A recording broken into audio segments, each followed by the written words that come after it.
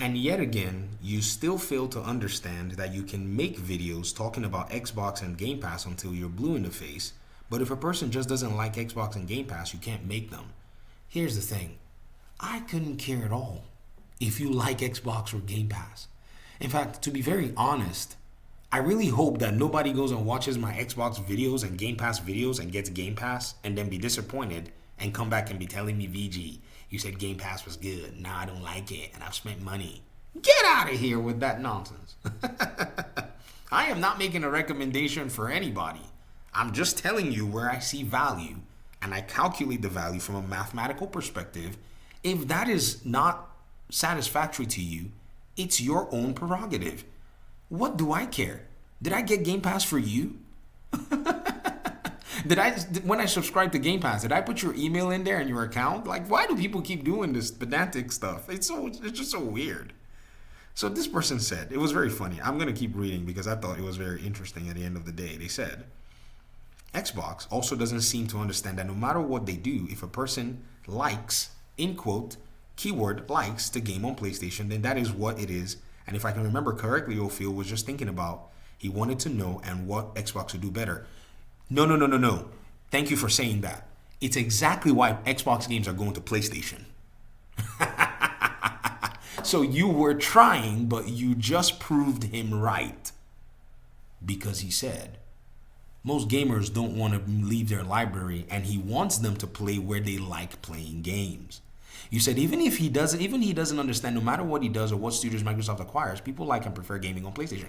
He actually absolutely understands that. That's why you're getting Indiana Jones very soon, and you're going to be getting Forza, and you're going to be getting Doom, and you're going to be getting The Outer Worlds 2 this year.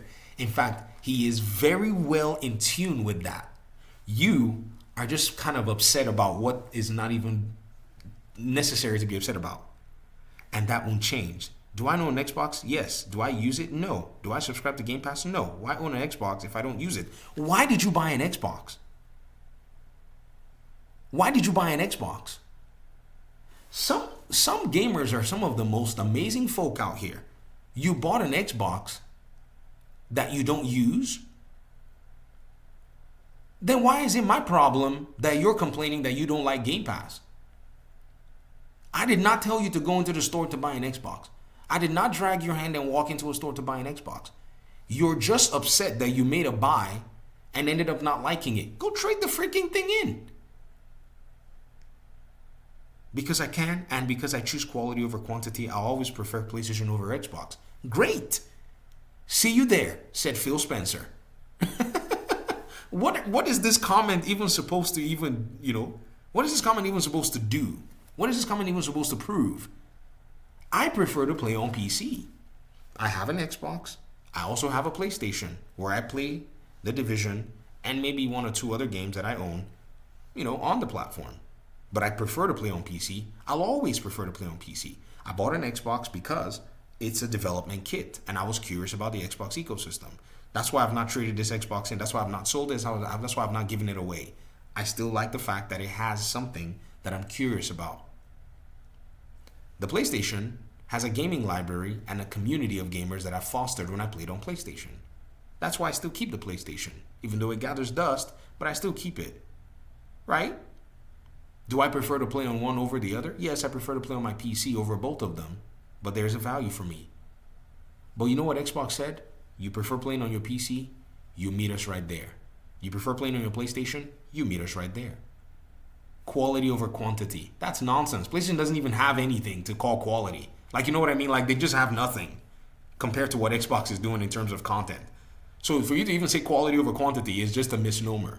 Like, quality of what? What are they going to launch this year? Compared to what Xbox has already launched and made available for its own users. The quality over quantity argument is so like 3 years ago, when Xbox did not have as many games in terms of the cadence. Right now, they're a publisher of 4 in 1. Activision, a publisher, Blizzard, its own potential publisher, Bethesda, and Xbox Game Studios. That's how they're rolling. So they're going to be rolling out 2 to 3 games every year minimum. If they keep their cadence, it'll probably be a little bit more. So what is this quality over quantity conversation that you're talking about? You prefer spending a bunch of money over a subscription service? Is that what you're comparing to quality over quantity? Because I can tell you, that there are far wealthier people. This is that conversation again that stems from what Nib did the other day, where he's trying to basically disparage Sabrovian. So because people want to basically, in a sense, tap into value, sometimes it means that there's no quality there. That's nonsense. You have the Xbox. It's sitting there. You haven't even tried out the games in the service to even know if they're quality games because you refuse to because you don't like Xbox, but you bought an X. Bruh. Video needs to end. There's no need worrying about what anybody. I don't even know what to say anymore. I'm good. Thank you. I appreciate the comment. I don't even know. You take the day. Tuesday is yours. This is the day the Lord has made. I think you want it. Peace out.